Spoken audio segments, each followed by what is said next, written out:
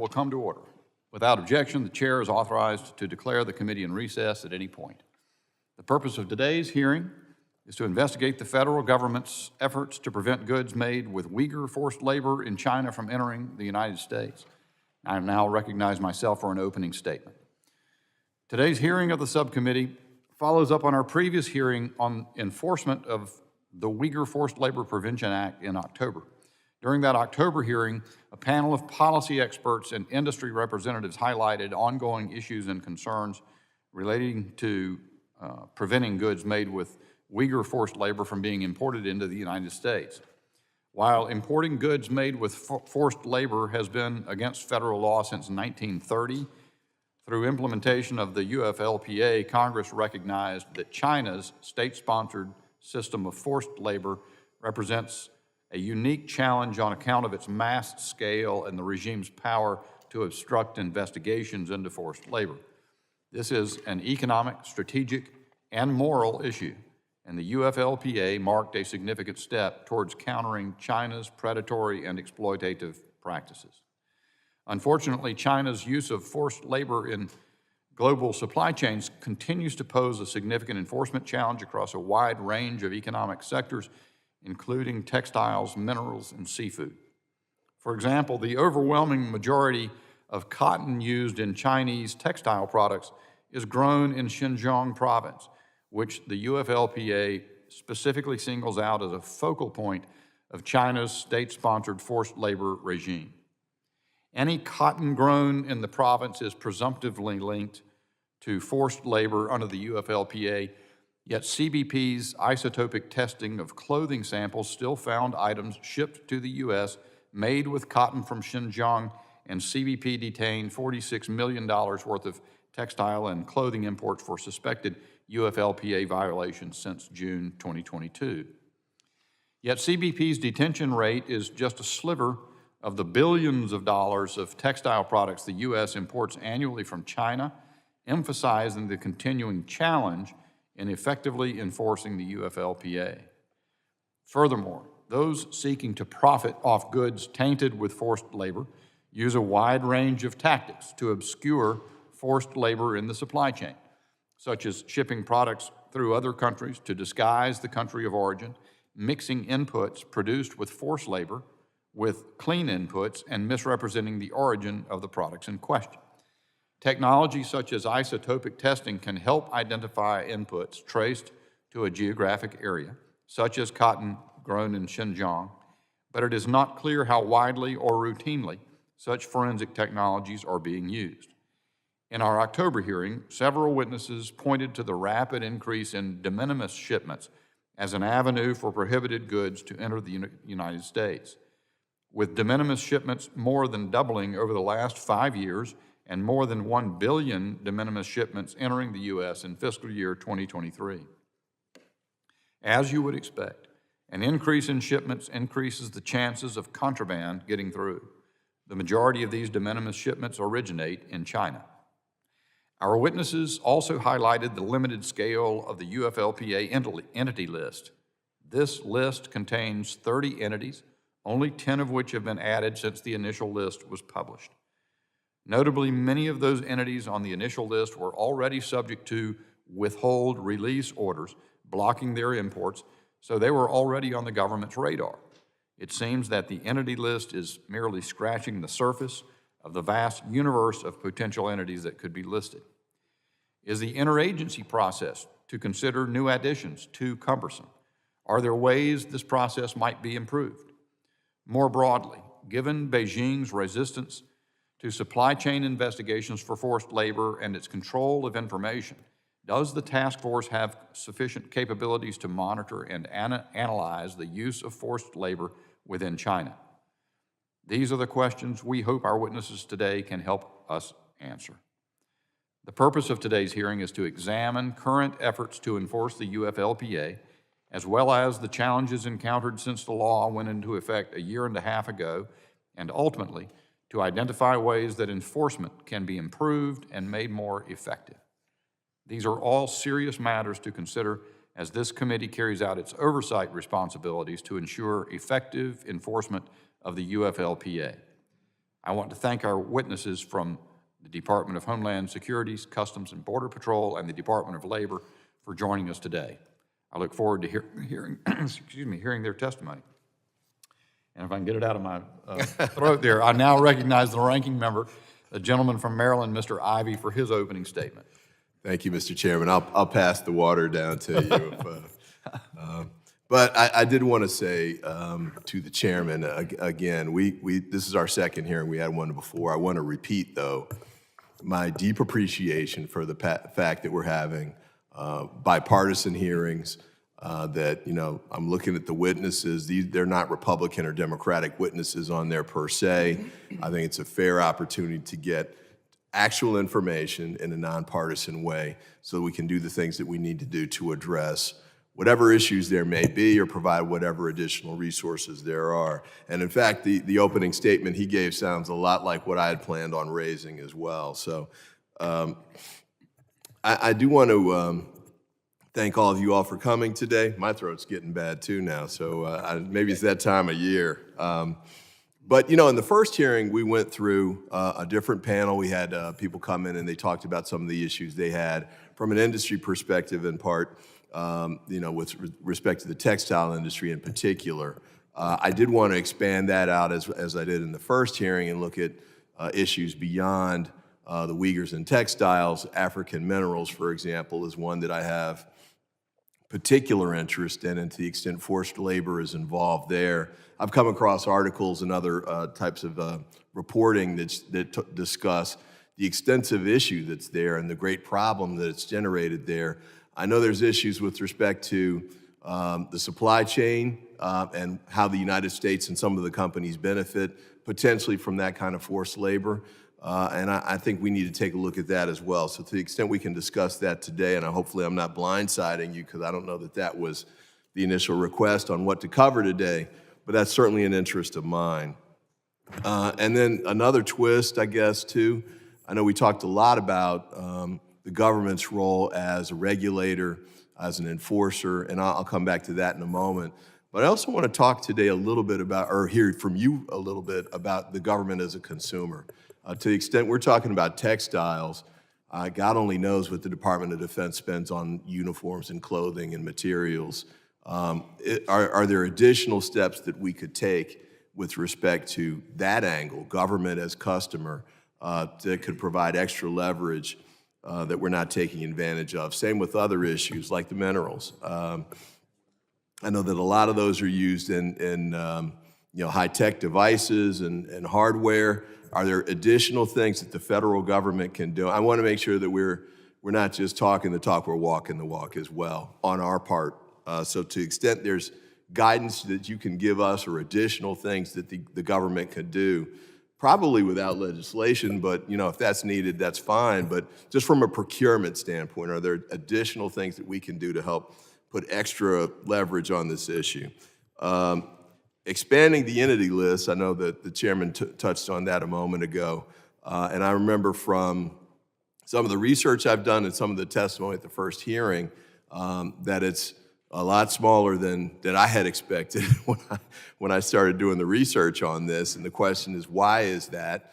The feedback we got was there's potentially risk of going too fast and getting the government in trouble from a due process standpoint. In other words, putting businesses on the list that we couldn't prove belong there, even with the rebuttable presumption in place. But even given that, my thought, and I think the chairman just suggested this as well, seems to me that there should be more of these on the list, more businesses on the list. And I don't know, you'll have to help me out as well, too, from a jurisdictional standpoint, because I know there's a statute that governs the Uyghurs issue that doesn't necessarily cover all of the minerals or other types of forced labor. And I guess fishing is another one of those, too. So there may be a separate statute that deals with that. Help walk us through which ones cover which, and if there are different types of resources or legislative fixes or regulatory fixes that we might need to take to address each. But the entity list is a big deal for me. The task force was another one. When I took a look at the statute and I saw, I think it's like 7 federal agencies and that struck me as maybe too many cooks in the kitchen. I've been in and out of government for a long time, and I know sometimes, we can get a little more bureaucratic than we need to, and, especially when you have multiple departments that are involved. And I wasn't able to see if there's somebody who gets to make the final call and pull of the trigger there, because that might be one of the types of things that we need to revise. And I think the task force may be a statutory arrangement. So if that's on us, let us know, and we'll try and figure out a way to fix that. De minimis, the chair discussed that already. Another thing that I remember from the first hearing that I found disturbing was the release order issue. And my recollection of that, and you might have to set me straight on it, but sometimes the government would seize materials that we had determined had been generated or had been connected or tainted by forced labor.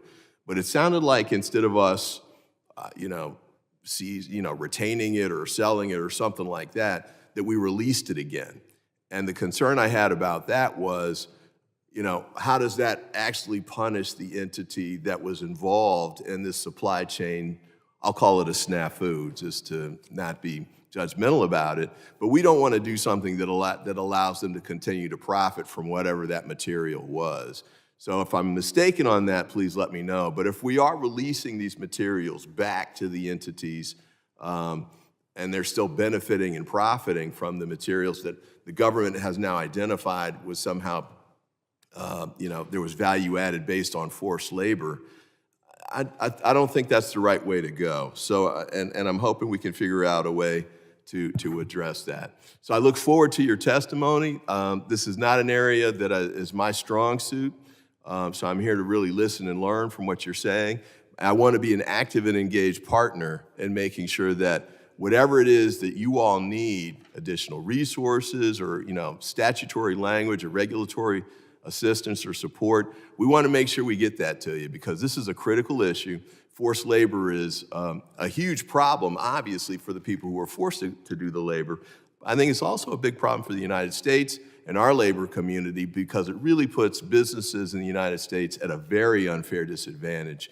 And we want to make sure that we have a level playing field on that front. So with that, I yield back to the chair, and thank you again for this hearing. As customary, Ranking Member Ivey opens with a very thoughtful and incisive opening statement. And so I want to remind other members of the committee that opening statements may be submitted for the record. And with our thanks to all of the witnesses for being here today, I ask that you please rise and raise your right hands. Do you solemnly swear that the testimony you will give before the Committee on Homeland Security of the United States House of Representatives will be the truth, the whole truth, and nothing but the truth, so help you God? Let the record reflect that the witnesses have answered in the affirmative. Thank you. Please be seated. And let me now formally introduce our witnesses. Ms. Krista Brzezowski is the Acting Assistant Secretary for Trade and Economic Security Policy in the Office of Strategy, Policy, and Plans of the U.S. Department of Homeland Security. Mr. Eric Choi is the Executive Director of the Trade Remedy Law Enforcement Directorate at the U.S. Customs and Border Protection's Office of Trade. Ms. Thea Lee is the Deputy Undersecretary for International Affairs in the Bureau of International Labor Affairs of the U.S. Department of Labor. I thank all of the witnesses for being here, and I now recognize Ms. Krista Brzezowski for 5 minutes for her opening statement. Thank you so much. Good morning, Chairman Bishop, Ranking Member Ivey, and distinguished members of the subcommittee. Thank you again for the opportunity today to discuss the work of the Department of Homeland Security and the Forced Labor Enforcement Task Force to combat forced labor in global supply chains, including from the People's Republic of China, or the PRC. U.S. laws that prohibit importation of goods made with forced labor were established almost 100 years ago in the Tariff Act of 1930. The laws reflect our values to honor freedom and to protect human rights. They also serve to protect American workers and legitimate businesses from those who exploit the vulnerable for their own financial gain. Congress established the Forced Labor Enforcement Task Force, or FLETF, in 2020 to facilitate a holistic approach to combating the scourge of forced labor by leveraging the authorities of the member agencies to ensure the U.S. government is doing everything in its power to eradicate forced labor from supply chains. Then in 2021, Congress passed and the President signed into law the Uyghur Forced Labor Prevention Act, or UFLPA. This is the strongest tool the United States or any other country has forged in the fight against the atrocities of forced labor. The bipartisan passage of the law was a strong signal to malign actors that we would hold them accountable and that the United States will not be complicit in the exploitation of the oppressed. At DHS, we're very proud to enforce our nation's forced labor laws. The department utilizes resources and authorities across multiple operational components, including Customs and Border Protection, Homeland Security investigations, and a center that we have that is focused exclusively on countering human trafficking to advance these goals. As the chair of the Forced Labor Enforcement Task Force, DHS, with the support and the leadership of the other agencies, is working hard to facilitate the flow of legitimate trade while collaborating with a wide range of stakeholders from across industry, civil society, and others to keep goods made with forced labor out of U.S. commerce. The efforts of DHS and the task force also complement the goals and objectives of a new center set up under DHS, the Supply Chain Resilience Center, which seeks to minimize disruptions from all hazards that threaten the supply of key goods and services, including the risks of unsustainable supply chains that involve the use of forced labor. Congress incorporated several key components of the law that make it uniquely powerful in addressing the PRC's state-sponsored, cruel, and inhumane forced labor regime, including the entities list and a rebuttable presumption enforcement mechanism, and we appreciate those strong tools. The task force identified 20 equities for the inaugural entity list and developed the practices and procedures since then for additions to the list as warranted by the facts in the law. As a result of those legal guidelines, the task force has expanded the entities list by 50%, adding 2 new entities since June 2022. And there is an active pipeline of recommendations being developed now by the task force. DHS is conducting a strategic review of every aspect of this process. We're working closely with our colleagues across the members of the task force, and our goal is to identify process improvements that can result in a transparent, consistent, and importantly, a scalable process that will allow us to significantly increase the numbers of entities included on the entity list. We have established a team, DHS has established a team within my office that is solely devoted to the development and the administration of the entity list. And we have sought out subject matter experts who are critical to our understanding of the ever-changing Chinese corporate landscape. While we have shifted considerable resources towards this very important mission, we look forward to working with Congress to sustain efforts to fulfill even further this law's mandate. Since the implementation of the law, DHS has seen significant evidence that industry is taking responsibility of understanding their supply chains seriously, including by shifting and diversifying the supply chains, and we think this is a positive development. I thank the subcommittee for your support in the fight against forced labor and for the opportunity to appear here today, and I look forward to the discussion and to your questions. Thank you. Thank you, Ms. Brzezowski, and I now recognize Mr. Choi for 5 minutes. Good morning, Chairman Bishop, Ranking Member Ivey, and distinguished members of the subcommittee. It's an honor to testify today on U.S. Customs and Border Protection's role in enforcing the forced labor laws and regulations of the United States, including the Uyghur Forced Labor Prevention Act, or UFLPA. Forced labor is an abhorrent issue, abuse of human rights. It not only affects the living and working conditions of millions of workers around the world, but it also creates unfair competition for U.S. business. As part of our critical mission to uphold our nation's laws and facilitate legitimate trade, CBP is committed to preventing goods produced or manufactured with forced labor from entering U.S. commerce and promoting accountability for the ongoing genocide and crimes against humanity afflicting Uyghurs and other religious and ethnic minority groups in the Xinjiang Uyghur Autonomous Region, or the XUAR, of the People's Republic of China. Since the law took effect in June 2022, CBP has stopped more than 6,000 shipments of goods valued at more than $2 billion for UFLPA-related enforcement actions. Using resources provided by Congress, CBP is strengthening our forced labor enforcement efforts by investing in personnel, training, outreach, technology, and laboratory science capabilities. The agency is using technology to map supply chains and research high-risk commodities to ensure supply chains are free of forced labor inputs. CBP is also increasing its analytical and threat detection capabilities. Through our advanced trade analytic platform, CBP developed and operationalized analytic models that identify entities operating in the XUAR, their affiliates, and entities with whom they share traits or characteristics, and indicators of evasion to further our analysis and enforcement efforts related to the UFLPA. Due to the success of utilizing these tools for UFLPA enforcement, CBP also adopted similar methodologies to identify routes by which fentanyl and pill presses enter the United States. To support compliance efforts, in March 2023, CBP held a forced labor technical expo to provide private industry the opportunity to highlight tools and technologies that promote due diligence.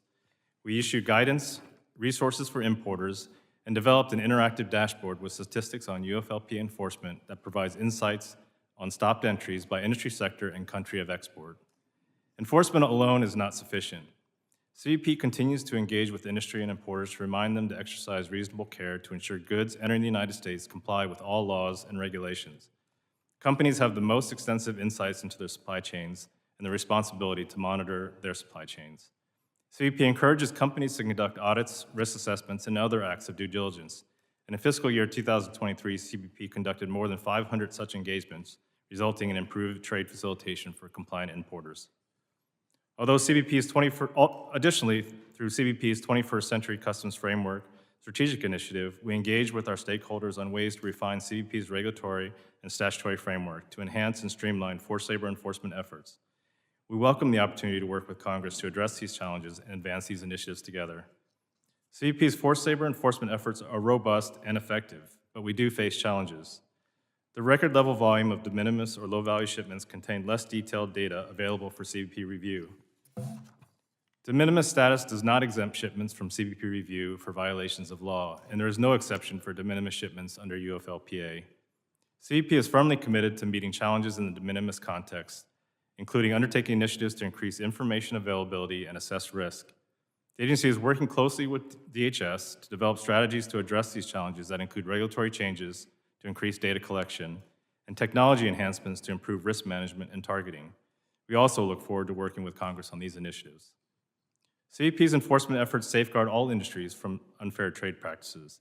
However, some industries, such as textiles, were highlighted in the UFLPA and have seen increased scrutiny due to the open source reporting on the use of forced labor in the production of raw materials used in their supply chains. Nearly 17% of all shipments stopped by CBP for UFLPA reviews are textiles, including apparel and footwear, and approximately 63% of these shipments were denied for noncompliance. In addition to UFLPA enforcement actions in FY 2023, CBP seized more than 5,000 textile shipments, issued approximately $19 million in commercial fraud penalties, and conducted audits, laboratory analysis, and factory verification visits that identified more than $2 million in additional duties owed to the government. CBP continues to strengthen targeting enforcement activities across all industries to prevent and penalize those who violate and circumvent tariffs and trade laws, including forced labor. CBP's forced labor enforcement efforts not only ensure fair competition and economic security for U.S. domestic industry, but they also have a direct effect on the improvement of living and working conditions for workers across the world, including the repayment of millions of withheld wages and recruitment fees that trap workers in debt bondage. We appreciate this subcommittee's continued support, and we are grateful that Congress has entrusted us with this important mission, and I'm proud of the incredibly hard work that my colleagues at CBP have undertaken in response. I look forward to your questions. Thank you, Mr. Choi. And I now recognize Ms. Thea Lee for 5 minutes for her opening statement. Good morning, Chairman Bishop, Ranking Member Ivey, members of the subcommittee. Thank you for the opportunity to testify today. Forced labor is all around us. It is an invisible thread in the fabric of global commerce, woven through the global supply chains of too many products and industries. Unraveling this thread requires a multi-pronged approach involving governments, business, unions, consumers, journalists, academics, and civil society. With over 75 years of experience working at the intersection of labor rights, human rights, and the global economy, the Department of Labor's Bureau of International Labor Affairs, or ILAB, is uniquely positioned to guide the U.S. government's efforts to address forced labor throughout global supply chains. I would like to focus this morning on two areas of our work. First, ILAB's reporting and deep expertise bring attention to global labor abuses and provide a foundational knowledge that is used by our counterparts throughout the U.S. government. Second, ILAB's holistic approach allows us to address forced labor from multiple perspectives, including in our role on the Forced Labor Enforcement Task Force and the implementation of the Uyghur Forced Labor Prevention Act. ILAB is the leading provider of in-depth research on global labor abuses.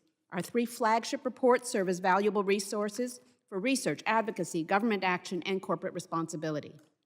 First, our annual findings on the worst forms of child labor assesses the efforts of U.S. trade beneficiary countries and territories to eliminate child labor through legislation, enforcement, policy, and social programs. Second, our list of products produced by forced or indentured child labor is intended to ensure that U.S. federal agencies do not procure goods made by forced or indentured child labor, as required by Executive Order 13126. And third, our biennial list of goods produced by child labor or forced labor, also called the TVPRA Trafficking Victims Protection Reauthorization Act list, serves as a sobering reminder of how labor exploitation infiltrates our daily lives through the coffee we drink, the produce we eat, and the garments we wear. The current TVPRA list includes 159 goods from 78 countries and areas.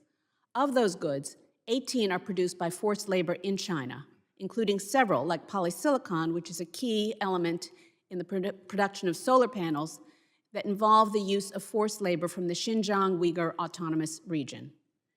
Xinjiang is China's far western region, of course, where hundreds of thousands of Uyghurs, ethnic Kazakhs, Kyrgyz, and members of other persecuted groups are being arbitrarily detained and subjected to forced labor, producing goods that too often enter the U.S. domestic and global supply chains.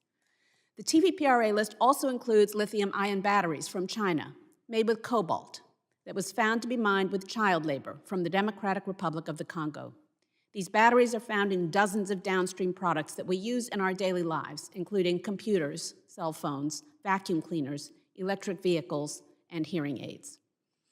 ILAB's supply chain research underlying the TVPRA list represents one of the most comprehensive efforts worldwide to identify labor risks in global supply chains. It supports our work to enforce U.S. trade laws, enabling ILAB to work with our partners across the administration and globally to combat forced labor and child labor in China, the DRC, and around the world. As an active and critical member of the Forced Labor Enforcement Task Force, ILAB is committed to contributing and leveraging our expertise to support our partner U.S. government agencies to take enforcement actions to address labor rights abuses in global supply chains. ILAB has prioritized work on the Uyghur Forced Labor Prevention Act, which is an essential element in the Biden-Harris administration's efforts to eradicate forced labor from U.S. supply chains. Along with DHS, ILAB serves as co-chair of the task force's UFLPA Entity List subcommittee. My team worked closely with the other task force agencies, developing a methodology and process to consider in reviewing additions to the entity list. ILAB is committed to moving with speed and integrity to expand the list, ensuring that the process is both robust and legally sound. The UFLPA is a powerful new tool in the fight against forced labor and human rights abuses. While it presents significant challenges for businesses entangled in complex global supply chains, it is clearly having a profound impact on promoting human rights and ethical business practices, even in its early stage. As interest in global supply chains continues to grow, ILAB is in a unique position within the U.S. government to improve working conditions and end forced labor. We will use all available trade enforcement tools, as well as labor diplomacy, multilateral engagement, and technical assistance to identify and raise awareness of the risks of labor exploitation worldwide, and to incentivize meaningful actions by both governments and private companies to prevent egregious violations of labor and human rights. Thank you, and I look forward to your questions. Thank you, Ms. Lee. Members will be recognized by order of seniority for their 5 minutes of questioning. An additional round of questioning may be called after all members have been recognized. I now recognize myself for 5 minutes of questioning. And I'll say at the inception, I think as I've learned more about this issue, and I listened actually to Ranking Member Ivey's comments last hearing and his opening statement today, what seems to elude me is, you know, you got the Uyghur Forced Labor Protection Act, which is new. You all have made the point very well that we've got almost 100 years of experience attempting to control products from forced labor entering the United States. I don't really discern that much really in your statement so far or in the report that I read on UFLPA in particular, how big the problem is, any kind of metric to indicate what the size of the problem we confront and how effective we are interdicting the problem. There are some indications, like I've heard from textile industry questions about how broadly and actively we're applying isotopic testing to indicate maybe we're not doing enough. The number of entities on the list seems awfully small. That's what I think Mr. Ivey was saying. So let me begin with Ms. Brzezowski and say, how does DHS assess the effectiveness of the efforts in slowing down the flow of goods made with forced labor in China entering the United States and more broadly? Yeah, thank you for the question, and you're right out of the gate with a very good one.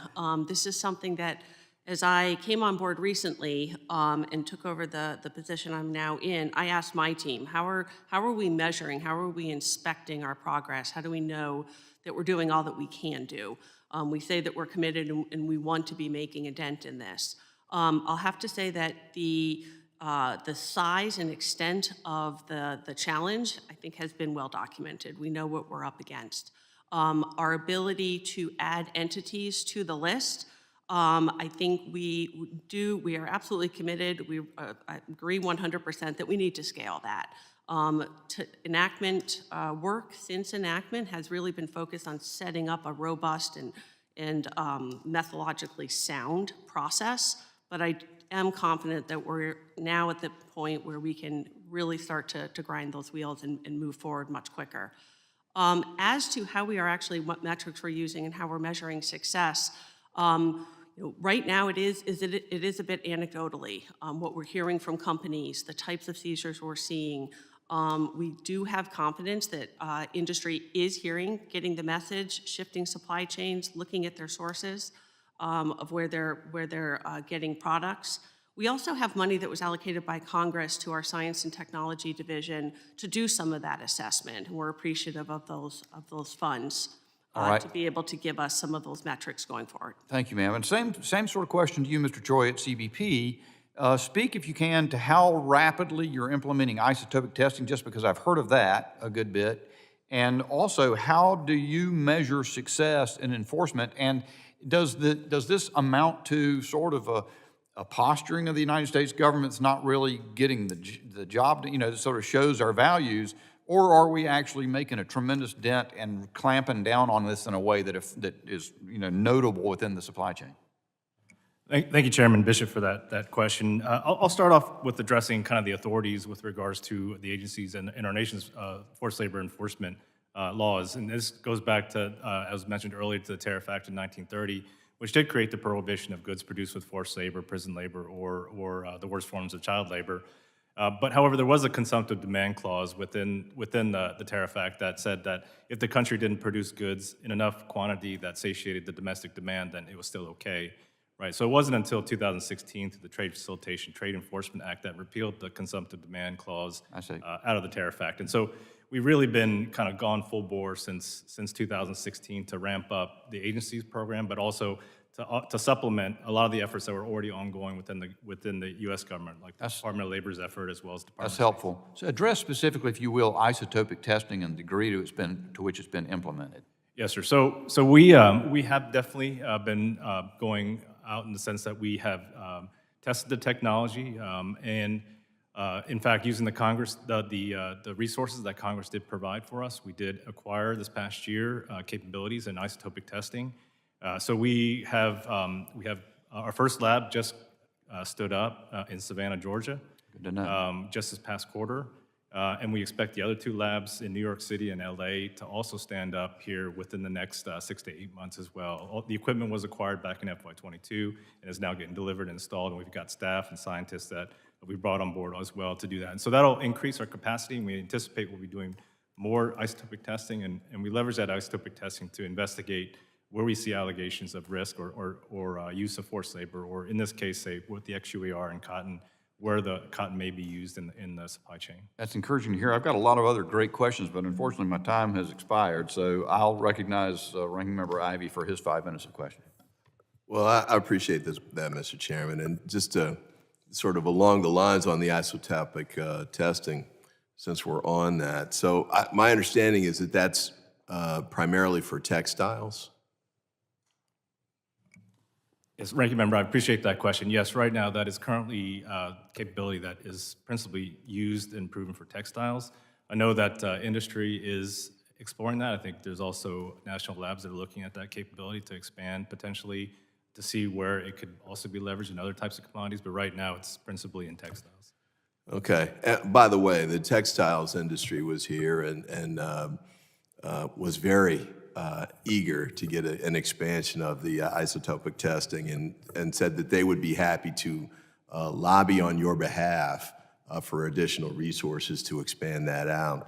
And I'm certainly open to that as well. But I did have this question. So with respect to, back to the African minerals issue, and my understanding is that a lot of the minerals are mined in Africa, but maybe not solely, using forced labor and child labor, that they're then sent, in many instances, to China, and then whatever steps are taken there to integrate those materials into the final product, and then they get shipped either directly or through other countries to the United States. How are we able, is there an equivalent to isotopic testing for minerals? Or, and if not, how are you able to figure out, how are we as a nation able to figure out that these materials are coming to us via forced labor or child labor? Thank you, Ranking Member Ivy, for that question. Certainly, currently to my understanding, and I can certainly take it back as well, is that for extractives, there isn't really a scientific capability which includes the minerals and things like gold and whatnot, to be able to leverage scientific testing to determine the origin. So basically what we use and rely upon is in our surveillance and our analysis of supply chains, as well as doing deep, in-depth supply chain reviews with importations we suspect that leverage sources of forced labor. Yeah, Ms. Lee, yes. Thank you, Ranking Member Ivy. I wanted to weigh in on this question because this is something that the Department of Labor iLab has also focused our technical assistance resources on. We have funded a technical assistance project in the Democratic Republic of the Congo that can begin to trace the cobalt from its origin in the artisanal and small mines all the way through to its end use. Much of it ends up in lithium-ion batteries, which are, in fact, manufactured in China. And as we know, China owns maybe 70% of the cobalt mines in the Democratic Republic of the Congo, and then does process most of that cobalt into lithium-ion batteries that end up in our supply chain. But so we have a new project that is starting with the artisanal mines and that is going to follow the cobalt to every stage of its subsequent production. I might, since we're just time constrained, you might have to, if you could, send me some sort of written explanation about the details on that, and if you need additional resources to build that out, that would be good to know. But back to you, Secretary Choi. I think you mentioned something about mineral detection. I think you said gold. Now, is that, I think from Ms. Lee's perspective, if she's talking about just tracing it from through the supply chain, if I'm hearing you correctly, is there a scientific test for the actual minerals themselves, Mr. Choi, that you were referencing, or is that something different? And if that's the case, does that mean you have to dismantle whatever the product is to get the material to test? Ranking Member Ivy, so there is not a scientific capability to test the origin. What I was referring to was similar to what Deputy Undersecretary Lee was saying, was that we rely upon that supply chain tracing, understand who the entities are at risk, and then following it through the entire supply chain to the actual U.S. importation. Okay. And then, boy, time runs short, doesn't it? I did have the question about the addition of entities to the list. And you said something, I guess the list was established in June. 2016, I think. Well, I think I heard from Ms. Berzakowski, was that June 2022? that you mentioned, that 2 have been added since then? Sorry, the initial inaugural list included 20 entities, and since then, so since 2022, we've added an additional 10. 10, okay. All right, and then you mentioned that there have been more resources. I'm running over. Well, I'll yield back, but perhaps we could have a next round, Mr. Chairman. Thank you, Mr. Ranking Member. Gentleman yields back, and I now recognize Mr. Ezell for 5 minutes of questioning. Thank you, Mr. Chairman. And Mr. Ivey, if I don't use my time, you're welcome to take some of my time. This is so important. Thank you, Mr. Chairman. And you know, as we uncovered in our previous hearing, the Chinese Communist Party is using the Uyghur slave market to process seafood caught around the world. And this product, of course, is making it to the American markets. Using slave labor, the CCP, who do not care about people, let's just make that, we know that. They're using their product to sell at artificially low prices. This creates a clear disadvantage for shrimpers and fishermen along the Mississippi Gulf Coast, which is my district. And it's very concerning as the fishermen and shrimpers have contacted me numerous times about this. Ms. Lee, as a member of the Forced Labor Enforcement Task Force, we know that seafood that is produced by slave labor is still reaching the American market. Doesn't this suggest the Uyghur Forced Labor Prevention Act is not being enforced properly? Thank you so much, Congressman, for that question. The allegations of forced labor use in the processing and also on the fishing of seafood are very, very serious, and we take them very seriously. I think the Forced Labor Enforcement Task Force is looking into whether we should be adding seafood as one of the priority sectors when we update the enforcement strategy. I have the privilege of sitting on the Congressional Executive Commission on China, and we heard some very alarming testimony from Mr. Ian Urbina, Professor Robert Stumberg from Georgetown University with respect to this. We are looking into all of the allegations. We are also looking into what tools we have at our disposal to address the allegations of forced labor and the allegations that Uyghur workers are being used to process some of the seafood that ends up back in the United States. Thank you very much. And you know, I strongly believe that the seafood should be identified, you know, as a high priority here under the UFLPA. You agree with that? And if approved, you know, how quickly could we identify it and so this could be, you know, officially recognized? The Forced Labor Enforcement Task Force is looking into that right now, but even before we formally identify seafood as a priority area, there is nothing that stops our colleagues in CBP and DHS from looking into shipments or companies that might be suspicious, and I think that is something that we see as a very high priority indeed, so I share your sense of urgency, sir. Thank you. What are some of the factors that you would consider before adding a new entity to the list? Mr. Choi? Anybody? Yes, actually, I probably am better able to take that.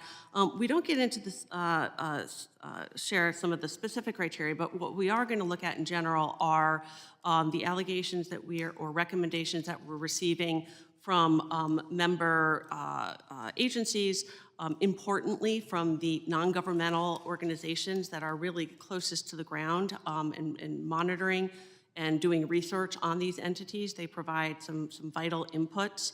We're looking at, of course, the supply chain mapping and other types of research that could give us an indication of the provenance of either the good or the corporate structure of the entities involved.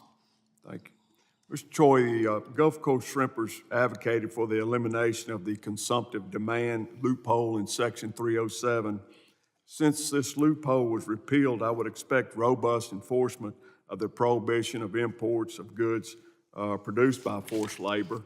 However, CBP did not issue any withhold release orders in 2023, and CBP has not taken any additional action regarding seafood since January of 2022. Can you talk to me about this, please? Thank you, Congressman Ezell, for that question. CBP does take the allegations in the seafood and seafood industry very seriously. We have enforced robustly by issuing withhold release orders against fishing vessels and also a fleet of Chinese vessels as well. Certainly, I think with the implementation of the UFLPA has had an impact with regards to our ability to continue or push more rapidly investigations of the allegations that we have received. But we are right now working robustly where we've increased staffing to look at the allegations that have come in, and we are looking at the allegations received in the seafood industry. We have been in close contact with Ian Arenas from the Outlaw Ocean Project, as well as other stakeholders that were involved in that. We have the information that they have, and we're looking into those allegations where we find kind of the violations of the law and violations under 307 that we will enforce. You will do that? Yes, sir. Yeah, I get, growing up there on the Mississippi Gulf Coast, just about every Saturday during shrimp season, you can go down on the docks and get fresh shrimp. But our shrimpers are just being put out of business. And for generations, they've been doing this stuff. And, we need to stop that. These people are hardworking, have done this their whole lives, and I need your help. And so I want your commitment from all of you that you will do everything you can within your power to help us get this back on track. So thank you very much, Mr. Chairman. I yield back. Gentleman yields back, and the subcommittee has its own expert on isotopic testing, and he's sitting to my left. That's Mr. Tanadar, and I recognize him for 5 minutes of questioning. Thank you, Chairman Bishop. Thank you for holding this hearing, and certainly welcome the expertise of our witnesses. Mr. Choi, we have spoken a lot today about what the government can be doing to stop forced labor goods from entering the country. However, at the end of the day, private companies, including importers and retailers, are the ones responsible for following the U.S. laws.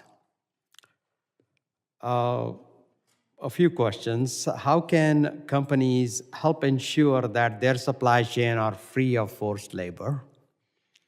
And how has CBP engaged with private sector to educate them on their responsibilities?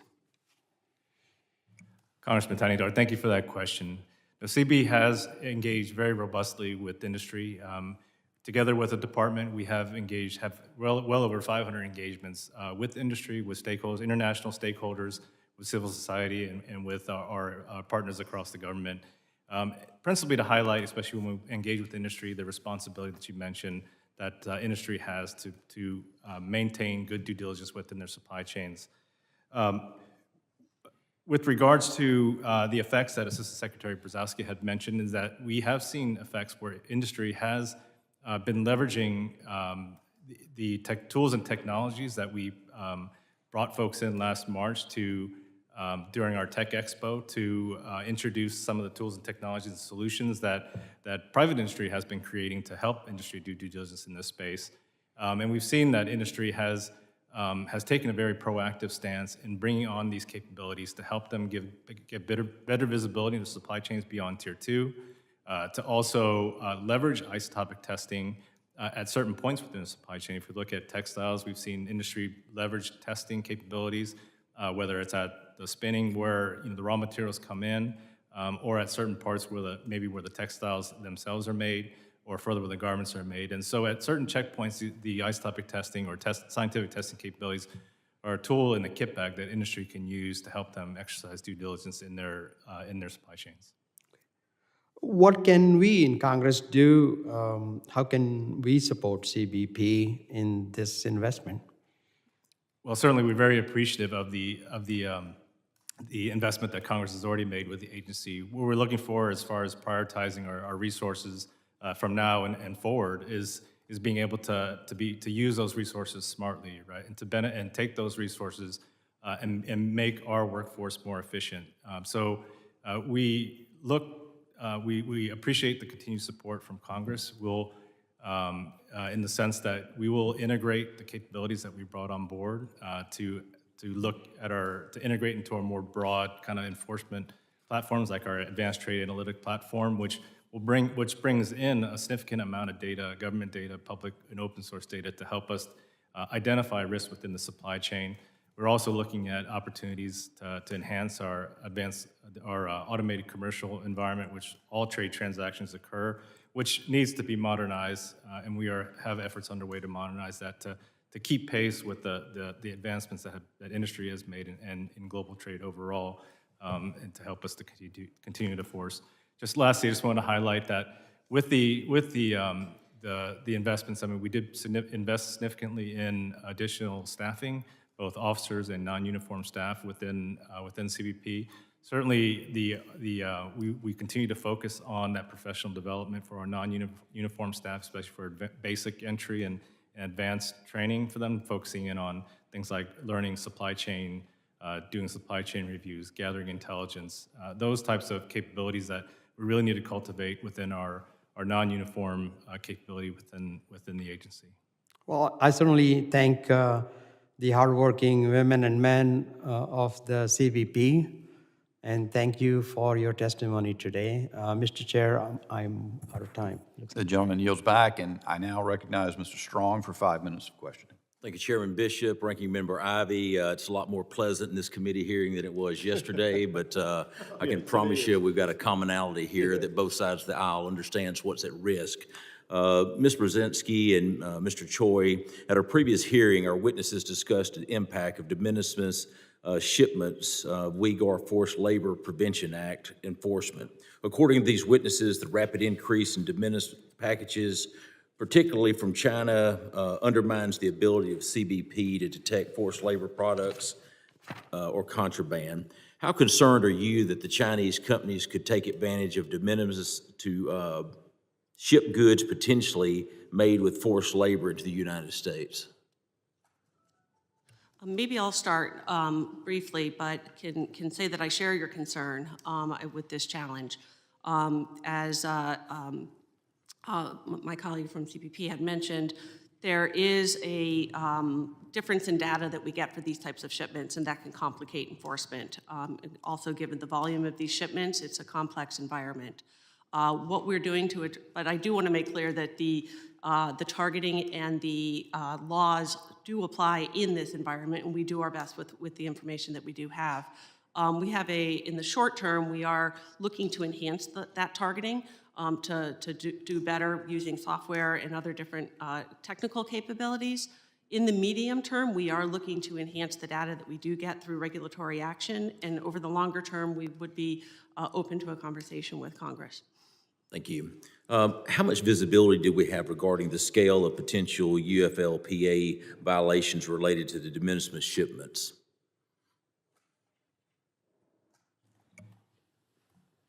So Congressman Strong, appreciate that question, and certainly I echo Assistant Secretary Brzezowski's comments in the sense that we recognize the challenge and the issues in the de minimis environment. Certainly, when we look at the challenges within the de minimis environment, a lot of it goes back to the lack of information that we gather as compared to traditional shipments that come in through our ports of entry. So with that, I mean, we have, since 2019, initiated two programs. One is we created a new entry type, which we call the entry type 86, it was kind of a pilot program for folks to enter de minimis shipments in through a formal process. We also had a Section 321 data pilot, which we're looking to look into the environment to see what additional information elements that would be helpful for us to understand who are the parties within the shipment, what's inside the box, and who the customers are. And so we've come to the culmination of both of those data pilots, and that's where we're working together with the department in a regulatory effort to introduce different ways to file entries for de minimis shipments, and then also what data elements that we would require for de minimis shipments. And we feel that with that kind of expanded information and data for each of the shipments that comes in would give us greater flexibility and greater access for our targeting systems to be able to identify risk factors and be able to stop specific shipments coming in at our ports of entry. Thank you. A significant percentage of the U.S. textiles and apparel imports come from Central and South America countries with whom we have free trade agreements. I think back just a matter of years ago, Alabama was home to Russell Athletics, Champion Apparel, and we were known in one area of Alabama as the sock capital of the world. With that has gone away. These agreements require firms to show that the goods they are shipping to the U.S. were produced in the region to qualify for duty-free status. What actions has DHS and CBP taken to determine whether this system is being abused to allow goods made with Uyghur forced labor to enter the U.S.? Thank you again for that question, Congressman Strong. And so we do definitely see that as a focus area for us. I mean, textiles is a priority trade initiative, which was codified in the Trade Facilitation Trade Enforcement Act, which also means that as a priority trade initiative, it also prioritizes where we focus our resources in. And so with that, we've had consistent and continued focus within the textile area.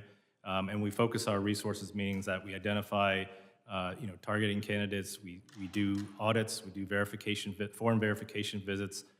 Verification visits here. We also identify, do cargo inspections, both at entry and also at post-release, to identify where misdescriptions of the actual shipments may be. Thank you, Mr. Choi. I'm going to try to get one more real quick here. What actions does CDP or CBP take if it detects specific products made with forced labor being diverted through third-party countries? What actions do you take? So if there's a legal transshipment that's occurring through third countries, that is something that we would stop. So we would detain those shipments. We would issue duty requirements to make the government whole, and then we would issue, or we could potentially, if there's recidivism or it continues repeat offenders, we would issue penalties against those. Thank you. I thank each of you for being here today. Mr. Chairman, I yield back. Gentleman yields back, and the chair's discretion will proceed to a second round of questions. Let me go back to, so, Mr. Choi, some of that was very interesting, because you addressed a number of things that, the robustness of your answer was very helpful, I thought. And Ms. Brzezowski, let me go back to you, and maybe Ms. Lee also, if I can work it in, about the UFLPA entity list, or I think that's the way to refer to it. So if what I understood is about 85% of China's cotton produce or cotton products produce is sourced from Xinjiang, which is the region where the forced labor issue is most pronounced. And just thinking about the size of the Chinese economy and the amount in general knowledge or general perception about the amount of commerce in those goods to the United States, I'm always here, we don't have the expertise maybe to gauge everything that you guys are doing, but we can certainly hear when what you're saying sounds like it's really, you're getting after it. And we want to hear that, obviously. When I hear the size of the list in contrast to those facts, it just seems striking.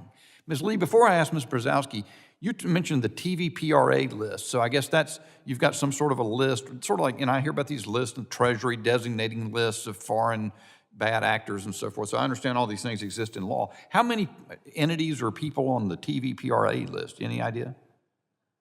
Sure, and there are not entities, there aren't specific companies on the TVPRA list. What we identify is a product and a country. So, for example, cobalt from the Democratic Republic of Congo. And it's really, what our list is meant to be is sort of a starting point, and I think it is a resource that CBP and DHS would use to say, there might be a problem with, for example, cobalt. So maybe, and that's helpful. My question is probably not that very apt, though, because I don't know there's any comparison to be drawn here or anything. But Ms. Brzezowski, just back to you. And you talked about your team. You got a bunch of things in the works. And when you guys come back, maybe I won't still be here, but at the end of this year or shortly thereafter, we'll hear about a lot of additional entities added to the list. But I'd like you to speak to that a little bit more. What's flawed about my perception of what I just suggested?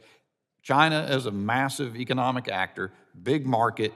85% was the figure that I heard of their products are sourced to Xinjiang. So why so few people, even on the initial list? Why wasn't it hundreds or thousands of entities?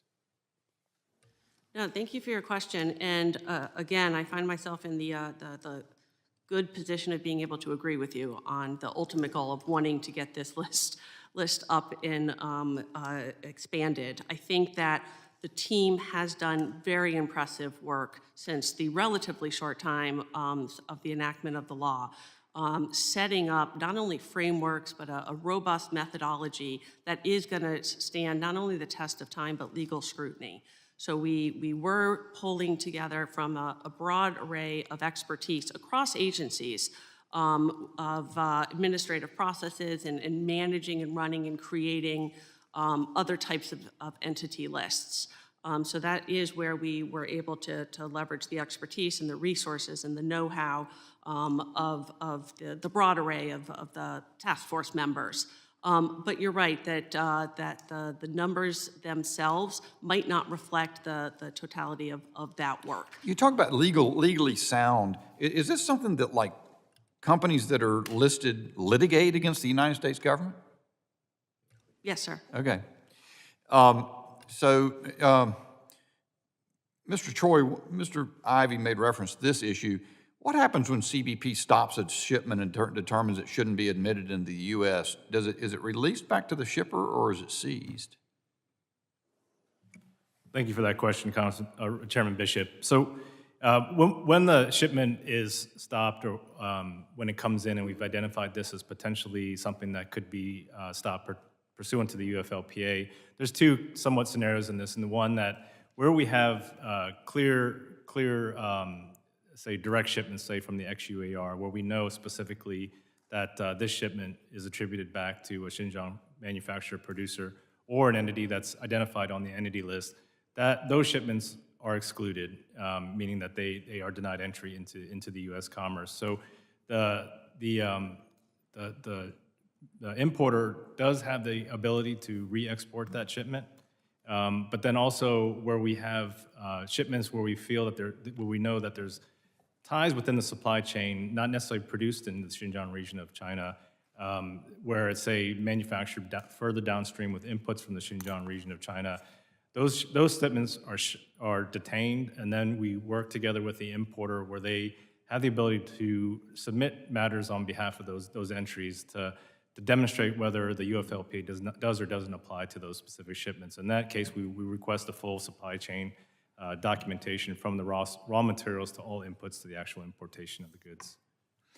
My time has expired, so I yield to recognize Mr. Ivey for his 5 minutes in the second round. Thank you, Mr. Chairman. I'd want to follow up on that question, and actually a question earlier with respect to perishables, in that instance, seafood. But so you identify a shipment that is in violation, I guess. And by the way, the description of the process you just outlined, is that only for textiles, or would that apply for minerals or seafood as well? That applies across the board. All right. And then, okay, so you detain it, you mentioned. How fast is that process? Because if you got perishables, I would assume it would have to move very, very quickly for you to run your traps and make a determination about whether there's a violation there or not. How would that work? So according to the regulations, the importer has 30 days to submit matters on behalf of the specific entry to the responding center of excellence and expertise.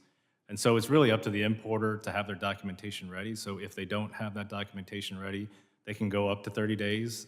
They can request an extension, but if the importer has their documentation ready, the centers have been able to clear through shipments relatively quickly within 7 to 14 days. Okay, so how does that work for seafood? I mean, because that's a very long, especially 30 days. That's just too long. So I mean, what do you do in that instance? Well, in that instance, I mean, it would be incumbent upon the importer to make a decision of whether they would either re-export those shipments or figure out ways to store and maintain those shipments. And when you say re-export, you mean send it to someplace other than the United States? That's correct, yes, sir. All right, so then the importer, and whether it's seafood or minerals or textiles, still would have the opportunity to profit from the child labor or forced labor that we had identified? So if the importer re-exports those goods, yes. Sure. All right, Has Congress given you the legal authority to seize these imported materials? Not just detain, but to seize them? So we do have the regulatory authority to seize those goods. It would depend. It would depend based upon the case and the scenario by which those entries are. But also, statutorily, there are challenges with regards to the seizure process that is lengthy, and with regards to the burden on the agency as well. Okay, we'll set perishables to the side for the moment, just because of the time sensitivity, obviously, with those. But let's say minerals, with respect to the batteries, or with respect to textiles. How is their determination made? Because from my I'll just say this, my perspective is if we really want to put sanctions in place that punish these companies that are involved in the supply chain, that we've effectively traced back to forced labor or child labor, allowing them to just send it to Plan B and get the same amount of money doesn't seem to really get the message across in the same way. I know the United States is a gigantic market and everybody wants to continue with that, but you know, if they, and I think this is what we got from the Textiles Association testimony, if they just keep pushing the mass over and hoping that the vast majority of it will get through, but every now and then something will get caught, but it still just gets redirected, they just sell it somewhere else. It seems to me that we're not, using our tools sufficiently to send the message back. This isn't a criticism of you all. I'm just, this is a question, but this is my sense of it from what I think I'm hearing. So what's your take out to the whole panel? What's your take on that issue?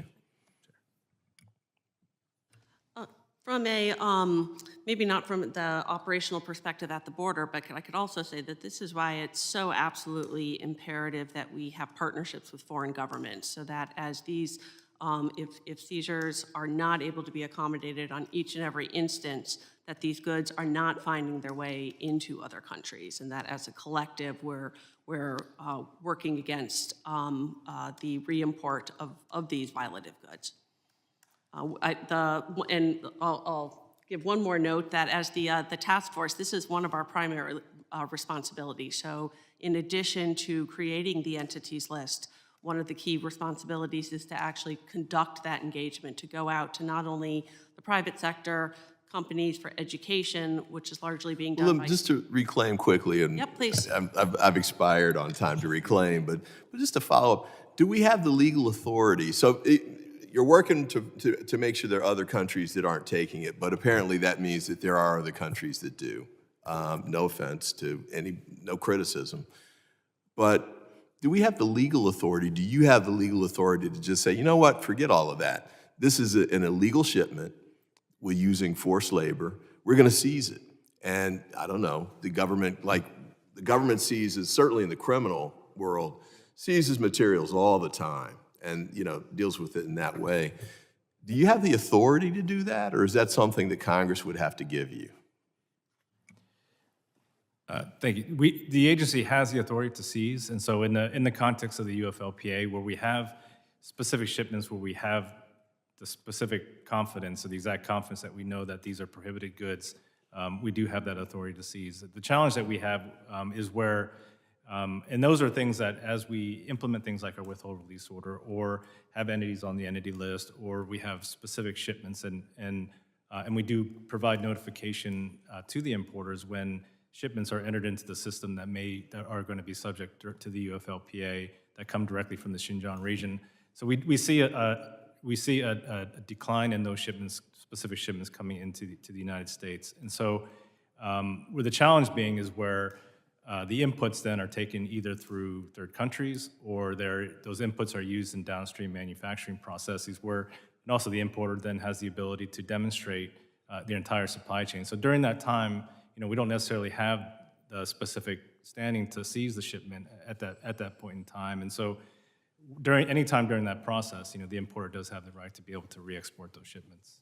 Well, I thank the chair thank you for your candor with the panel, and I thank the chair for letting me run over time. Gentleman yields back. I think it's been very helpful, and I think we'll proceed to discretionary third round for just a minute. You and I think Mr. Ezell doesn't care to ask, doesn't have more questions, so he waves. So let me just again sort of pursue the line that you were on.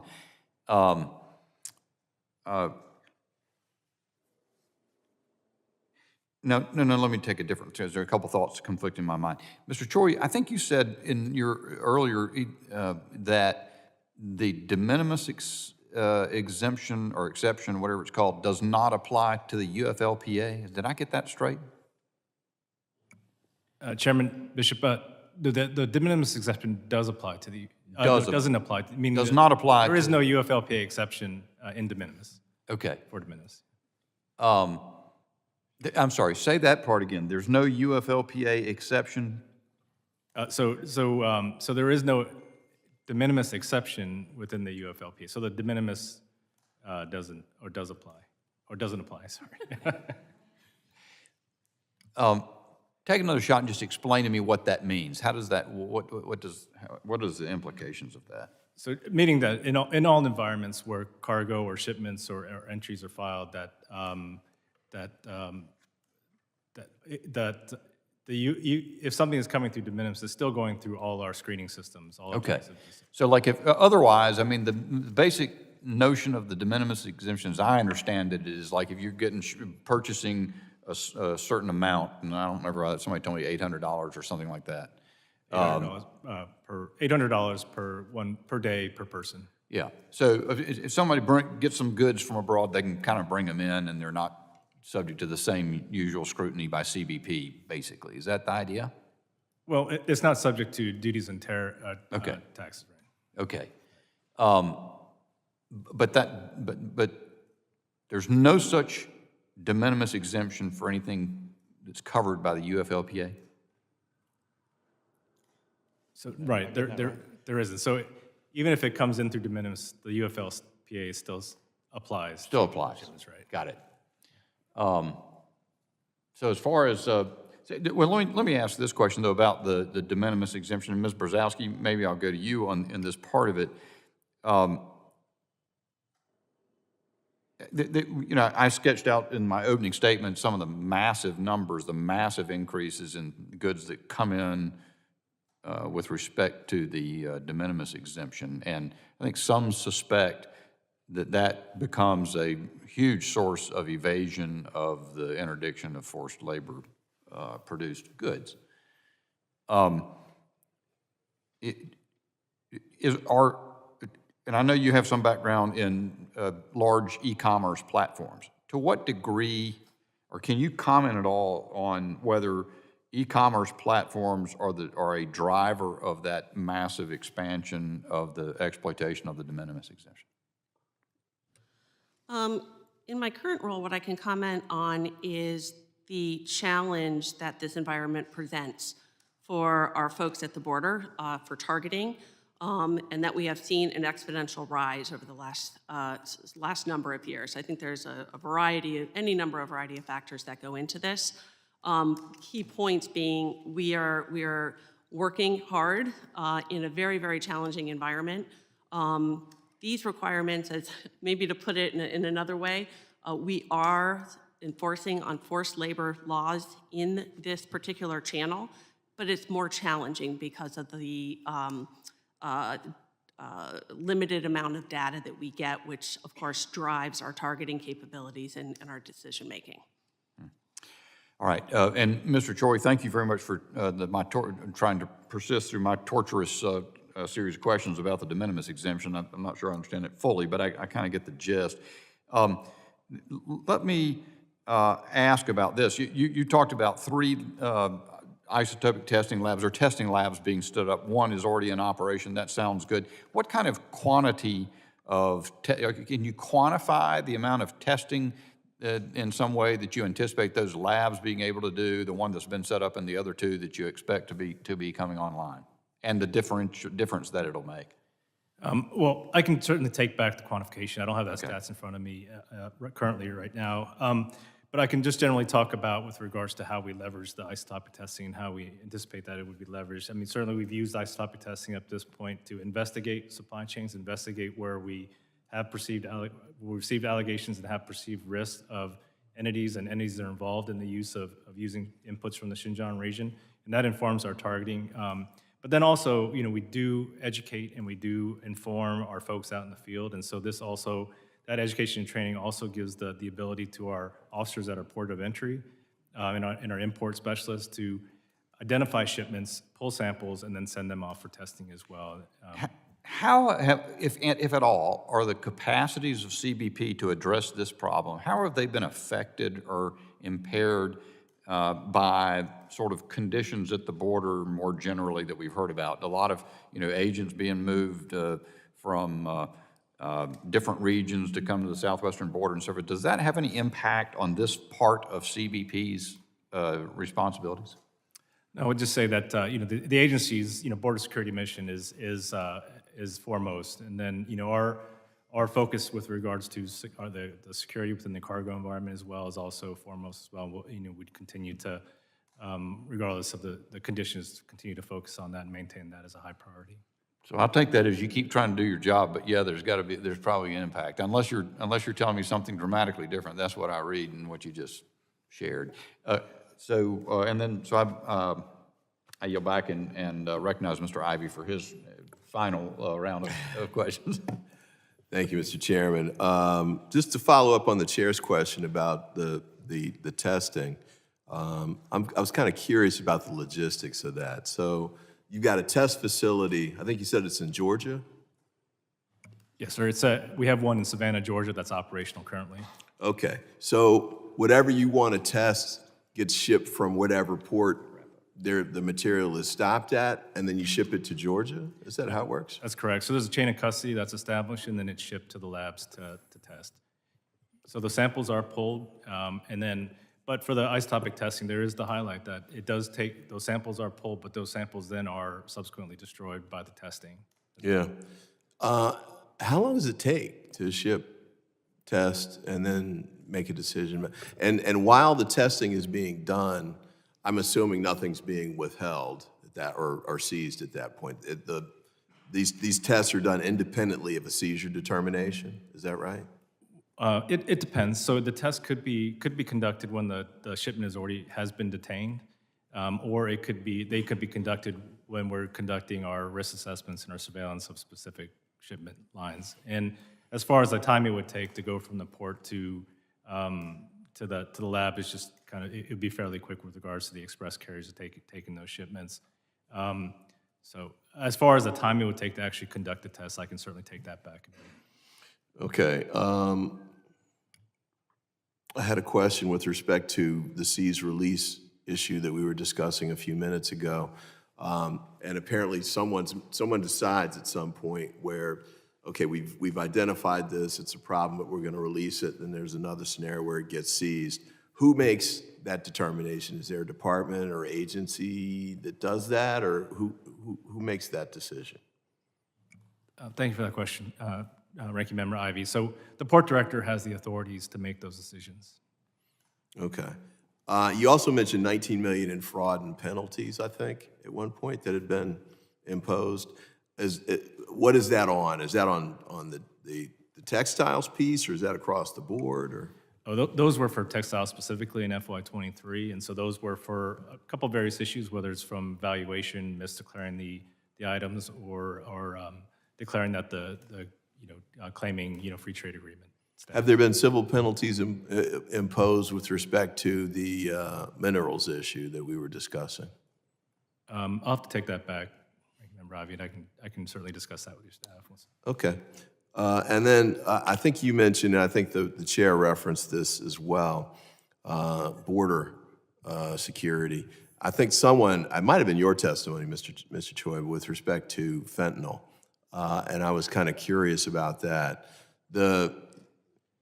Using a test to inspect supply chains, threat detection, and my notes have that fentanyl was mentioned in there somewhere, but I wasn't clear on it, so I want to get a follow-up explanation.